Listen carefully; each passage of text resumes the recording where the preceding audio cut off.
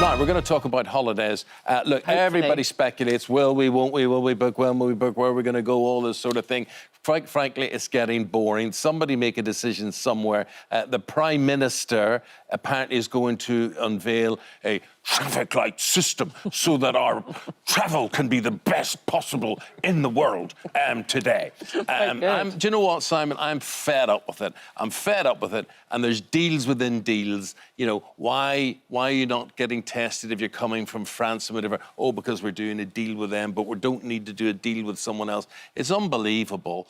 What's going to happen? Looking into your crystal ball. OK, well, it's 3 months today since the third lockdown began. And, of course, all that time it's been illegal to leave the country. And bear in mind, for the next 6 weeks at least, it will be.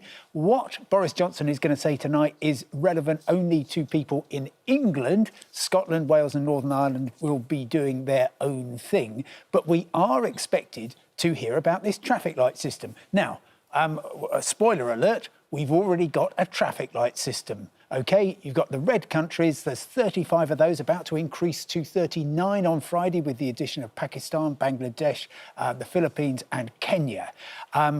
From those places, you need to come in and you're going to spend 11 nights in a hotel on Isolation Row in Heathrow. Which you have to pay for, finance yourself. You have to pay £1,750. And so that's pretty much saying nobody... Simon, let me cut across you, right? Green, amber, red, the traffic light system the way it is. So many people, I know our travel industry needs this, I know so many jobs depend on this, but so many people are going to book and they think, right, we're on a green zone, we're going to a green area. It could change, and a lot of people are worrying about, where does it leave me? What is going to happen? Is it worth the trouble? Yes, absolutely. And at the moment, of course, there's only one country on the green list, and that is Ireland, as it has been for the past year.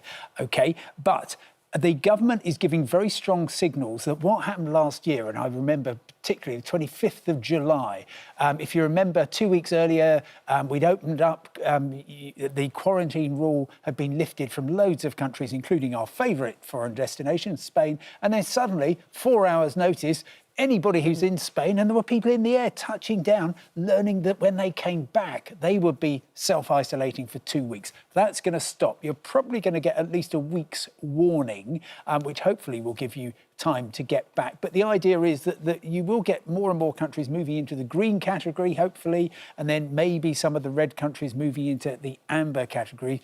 And it's all a question of what will you need to do when you come back. And of course, on top of this, it's what the overseas country will want from British holidaymakers. Will they want us? And I think they probably will. We've kind of gone from being the sick man and woman of Europe to the golden girls and boys of summer because of the vaccine campaign.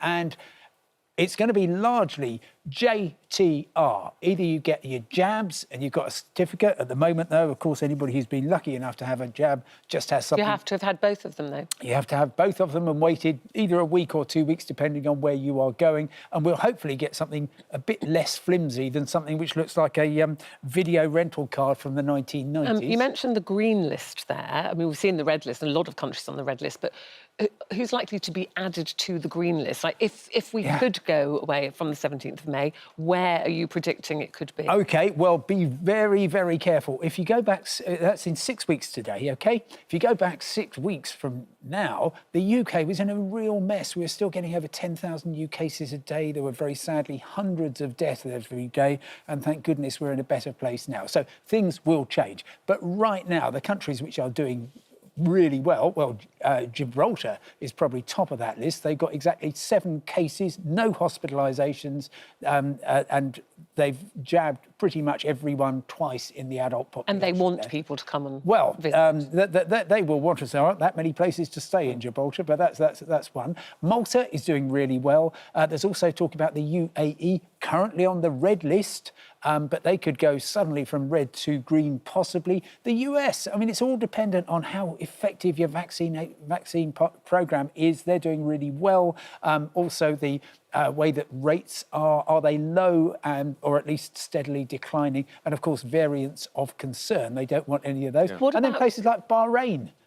will... Yeah, What, yeah. what about But prices, Simon? Will they go down or it's up? the temptation, because what they're going to do now, they're going to have to make those prices so attractive that we overcome whatever reservations we have and say, let's take a punt. Well, I think there's probably an awful lot of people watching. Well, some of them will be thinking, why are they talking about holidays? There'll be others thinking, why are they talking about holidays? I haven't seen my family, my loved ones, my partner for a year. And that should be absolutely top of the list of people. But there will also be a lot of people like me whose passports have frankly seen no action at all and are desperate to go abroad.